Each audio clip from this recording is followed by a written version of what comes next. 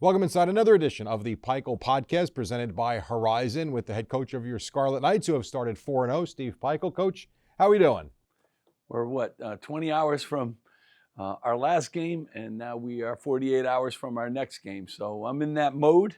Quick turnaround, quick practice, and then we're jumping on a plane on Saturday and heading out to Vegas. So we got to continue to get better quickly here. Yeah, and you really have gotten better quickly from, at least from what I've watched, from game 1 to game 4.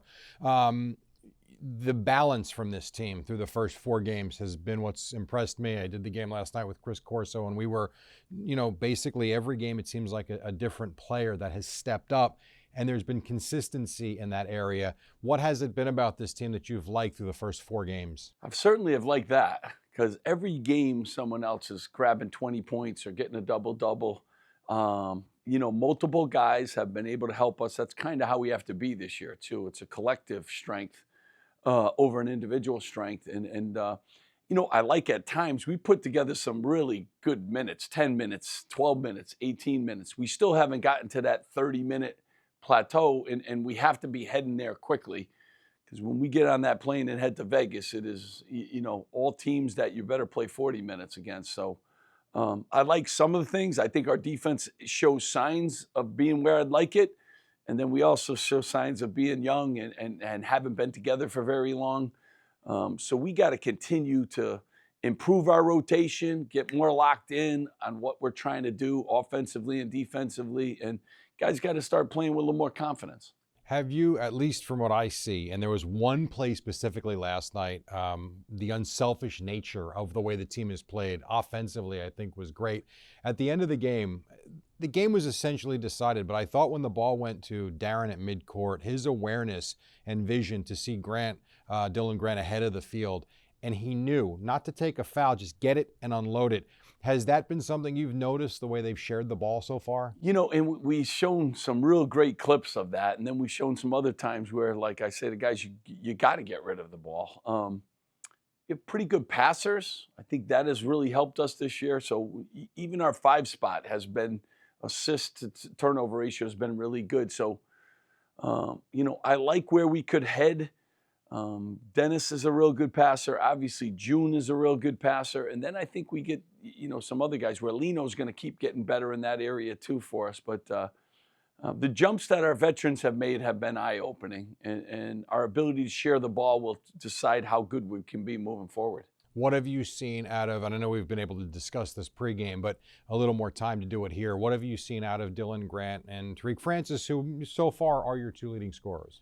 Yeah, I'm learning Tariq every day and what he can do. He's kind of unique. He's got like a little slow, fast kind of game where he can just crafty and be able to go by people. He's an elite shooter, and I don't even think he's really shown what he's shown in practice, shooting the basketball. Dylan's just gotten better. I mean, I love the fact that he's putting the ball on the deck. He could not do that last year. Huge jump for him. But I also love the fact that he's decided to be a rebounder. He's getting double-doubles now, and that's why his point total, he scored 28 and 22 in the last 2 games. And a lot of it's him, just getting second shots for himself, getting around the basket. He's become a little bit unique in a lot of different ways. We can ISO him, we can post him, and I think he's a really good shooter. So he hasn't taken a lot of threes, but he's a very capable 3-point shooter. So love his development, love having Reek here. Got to continue molding guys around them that'll help benefit, those guys. New edition of the Pikiell Podcast presented by Horizon.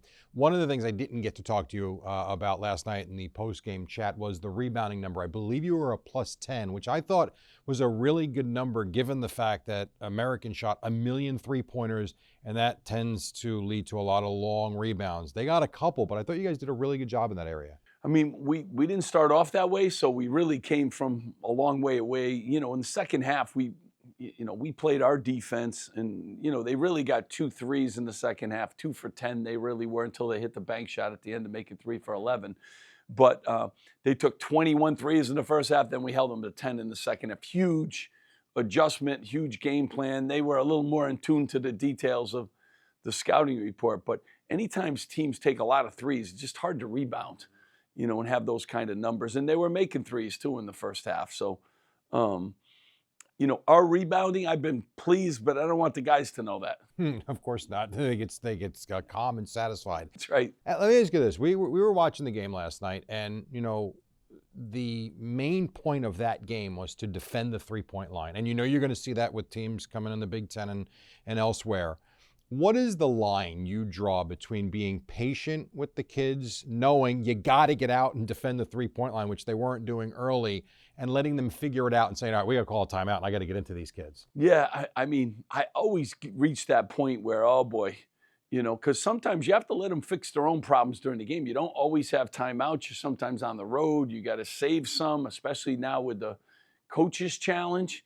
So that's really a hard thing. I used it at the end, then I didn't have it at the end if I needed it, So try to give them an opportunity to solve their own problems. Then when they can't, and the momentum and the swing and all that, and you got to get them all together. And sometimes you need to do it just to substitute some guys out too. So, there's always that line that you're always walking, and you don't like to use them early as much as you can. You want to save them for, the end of games. But sometimes you just can't wait. And I had to use a couple early just to get their focus and bring them back. And then halftime was great. We made some halftime adjustments. They came out and played really good minutes. And we've really started the second half with good basketball for all four of those games. Just got to now finish it. A couple games we didn't start off the right way. And at the end, we're giving up a lot of points, even when the game's kind of going our way. And that drives me nuts because every basket, hurts us. And I don't know if the guys quite understand the difference between holding teams in the 50s or 60s and then they get 70. Like it bothers me more than anybody will know. And I got to try to get it to bother them as much as it bothers me. Odd though, last night, as we record this is the Wednesday after the American game, they had 22 points with 11:40 to go in the first half. And I remember saying to Chris, they're on pace to score 90 if something doesn't change. And then, boy, those middle 30 minutes or 20 minutes, you guys clamped down defensively and looked the way you want them to look. We really did. And then, we had them at 58, that was my goal. Keep them in the 50s with 2 minutes and 39 seconds left. And then they went on sometimes late in those games, like the threes just going in. I think you're down a lot and the other team is just chucking threes and they hit some challenge ones, then they hit the bank three. We fouled a couple three-point shooters. So we gave up a lot of points in the last 2:30 because we could have held them 58. They saw that film today. The most important thing for me is, understanding the value of 58 as opposed to 70. And we got to figure that out because we've done that now at the end of games in the last couple minutes. Like the game's not over. And the young and immaturity of some of these guys, meaning they haven't played a lot of college basketball, no, it matters. And the game's not over. And when you play a team like Wisconsin, and we're coming up on Tennessee, and Central Connecticut won 25 games last year and back-to-back league champs, they can come back and beat you. You have an 8-point lead, doesn't matter, So got to finish the games the right way, no matter what the score is, but especially when you got a good lead. Yeah, and you're so right. The leads can evaporate with the three-point shot so quickly. As we said, we're taping this on Wednesday. Central Connecticut State, you just referenced them, coming up Friday night, which will wrap up the 5-5 at home, which is so far has been very successful. I know you like the way the different styles you have played. How will that help you, regardless of how you play Friday night, just so far, the four games you've played, how will that help you going forward in terms of the different styles you've seen? Yeah, and I think that's really important. How we mapped this out was we playing all kinds of different styles from the 2 teams we scrimmaged and how they play to the 4 teams that we've played. Lehigh plays a little bit like Notre Dame, like similar sets, and where we played Rhode Island, and Tennessee plays a lot like Rhode Island, physical, jumping passing lanes, post-ups, those kind of things. So we've picked some styles. Now, these teams, as we move up a weight class, are just a little bit different, and there's less margin for error. But I think every team has helped prepare us, and I think American's going to win the Patriot League, and I think Central Connecticut has another great chance to win the Northeast Conference. So these are quality, teams with really good coaches that play unique styles that I think will help us, moving forward with the teams that we're playing. All right, you referenced Tennessee. That's going to be Monday. This group, it'll be the first trip for this group. I know, getting on a plane and being away from home for more than 24 hours. What is it like when you go out there on Saturday? You got to get acclimated to the time change. You know, the first two games are at 10 o'clock in the morning out there. Does that concern you at all? It always concerns me. You know, it's a time change and water. Like you got to be very aware of your body out there and the heat. You know, keeping hydrated is a huge part of this. Getting yourself on a sleeping schedule and stuff are huge. And a 10 o'clock in the morning game, you know, doesn't equate to that on the East Coast. So, you know, we've been practicing, and it's part of the reason we have a couple days a week we go at 10 o'clock. I'm trying to match our practices sometimes with our game starts, because I think in the past we've had those early morning games. We haven't been great in them in the Big Ten. And, you know, TV dictates all that, so you really don't have a say in that. So you try to get them used to, yeah, you got to get up and get your work done. And we've tried to do a good job with that stuff. So hopefully our prep before this will help us moving in that. But last year, very dehydrated, you know, group and cramps and things like that. So we got a year experience in that. Hopefully we'll be a year better. But, you know, it's more the team you're playing too that causes the problems sometimes, you know, than anything. And we're certainly going to see a ranked team. And I saw Notre Dame play the other night. I think they're outstanding. He's a great coach. I know that from his Penn State days. And then the next game we get will be somebody really good too. So we certainly will have our work cut out for us. First time on the road with a new group of guys playing ranked teams. Got to be ready. And it's really nothing different than the Big Ten tournament in terms of, you know, playing day after day, or the NCAA tournament. How the challenge, though, for that third game, and I'm not putting the cart before, you have no idea who it's going to be. How do you as a staff prepare for that so quickly? I mean, it's the worst thing. You hope that the work that you've done with your team prepares you, and like the different games you play, you know, hey, they're a lot like this team, or they're a lot like this team. They play a lot. They run the same sets that this team does. So you hope your work as a program, like where we're in stances and we're swarming and we got different screen coverages, you know, your practices have led you to prepare for those games, even when you don't have a lot of time to really study that one particular team. You hope the cores that you have in your program, with the way you play offense, with the way you play defense, helps get you through those. No question. And you do have one heck of a stretch coming up, and there's no easy games in the Big Ten. We know that. But my God, going to Vegas with the games you have, and then, of course, Purdue and Michigan back-to-back, it is not easy. So maybe a good preparation to get that started. I have questions that we put out on social media for you, which I said was called Ask Coach. So I took some that I thought were really good. I wanted to talk to you about Emmanuel Oboli, but since I had a question about him, I left it alone. This question, and I apologize, I didn't write you guys' names down, my bad. What has been the biggest factor in Emmanuel Oboli's development? First of all, his health. You know, he really wasn't healthy, and I don't know if people saw him. You're starting to see what he brings to the table, and doesn't always show up in the stat sheet, but he's our best pick and roll defender in so many ways, and just his length and the different screen coverages that we could have from him. And he also, we call this assist that he gets that he doesn't get credit for. When he's running chin to the rim and he is occupying two defenders in the post, like, and we're able to throw balls to Dennis and Dylan Grant and those kind of people, and they get assists. Doesn't show up in the box, but it's his size that creates all the havoc, especially in transition. And we count the screens he sets. Like, he's a great screen set. We grade him out with a B plus in setting screens and holding them and rolling and stuff. And he has to do a lot of different actions off of those screens too. So, you know, they don't show up in the box score. His improvement has been unbelievable. First of all, he makes free throws, all right, which is a great thing. We hit 80% of our free throws the other night. Big reason why we were able to jump out and take the lead. He is finishing around the basket. He's catching more. He's got more assists, and he's blocking shots. He got 3 yesterday, and then he altered 2 more. He gets no credit for the altered ones. You know, so, you know, his improvement in the 5 spot in general. I mean, Bai was really good last night. Helped us, gave us great minutes in a short period of time. Bryce Dortch has been really effective. Rebounder, he's our, you know, good defender. And Javonte Ware, people will see him soon. Like, he's starting to come and figure it out too. So, you know, that 5 spot, we got some unique guys. We got to keep getting better at those positions, but I really believe they will. and really excited about Emmanuel and how far he's come. You really see his development. The one thing that was very noticeable, at least on one play specifically, his footwork. I mean, he had a catch, a turn, and just great awareness. He looked like a different player. 100%. So it was very, very impressive. Number two, I like this one. How much different is a Steve Pikiell day in season opposed to out of season? Well, what's becoming less and less. There's really no out of season. There used to be the summer and used to have time. We start practicing in June. The portal opens in March through April. The portal has added a whole nother level to this whole thing. So it really is like crazy time. And now we've added recruiting periods in May and June. We never had them before.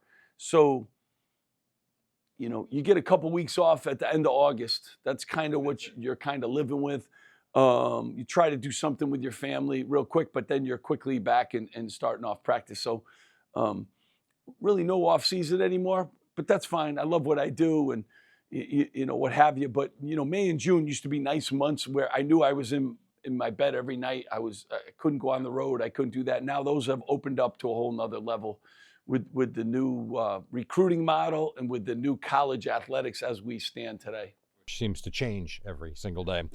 Third one, at what point in the season do you determine your rotation, or is that a game-to-game type of thing? It evolves too, and a lot of times, situations have, injuries, sickness, change your rotation. On wins, I don't change my starting lineup. So starting lineups are hard. I don't think people understand that with these kids, like very, very important. So the less you have to change it and get guys comfortable in their roles, I think that's an important thing because becomes bigger than big. And every time you move someone into starting lineup, 3 or 4 other people are, how come it's not me? And, you got a lot of that stuff, going on. So, I'd like to get them comfortable in their lineups, comfortable in their roles. But I also game by game, like Tennessee, we're going to have to play some more big guys. Like we may have to play more guards against Notre Dame. Different games take on different types of keys. And so you have to be willing and you have to have your team to a point where you got to be ready. And I say that one thing, I trust my team explicitly. I have Caden Powers going to be a real good player. He's got to be patient. All of our freshmen got to be patient, and just keep figuring it out. But I will put them in games. Like I'm confident in my guys. Now they don't know that yet because they sit there as freshmen. I haven't played yet and that kind of thing. No. Like be ready when you're called because I will call on you if I think you can help us in those situations and so be ready. So your lineup and your rotation is always evolving. Partly scouting report, partly injuries, partly feel. And some guys are playing well at certain times of the year and other guys aren't. Sometimes to motivate. So, you got to always be ready to adapt.